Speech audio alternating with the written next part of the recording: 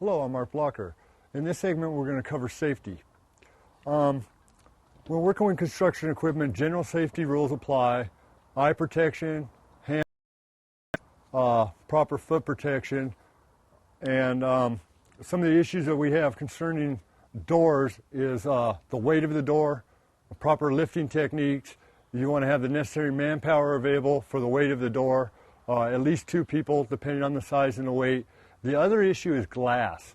It can be extremely hazardous. If it breaks, large pieces or plates can fall and slice legs, feet, hands. Anytime you're moving something of that nature, if you've got some old furniture blankets or some heavy tarps that you could throw over it and cover it while you're moving it, it could help contain the glass should you have an accident and break something.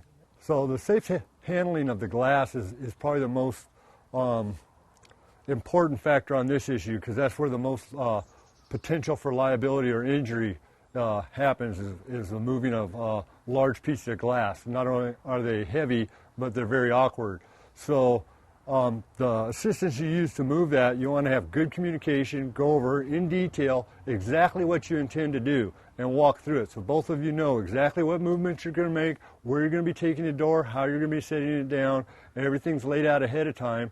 And that way you can remove a lot of the potential for danger just by kind of pre-walking through it and making sure that everybody knows exactly what the procedure is and how they're going to handle it.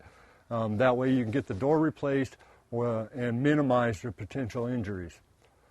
That should pretty much conclude what you need to cover on safety. Please watch our next segment on tools needed.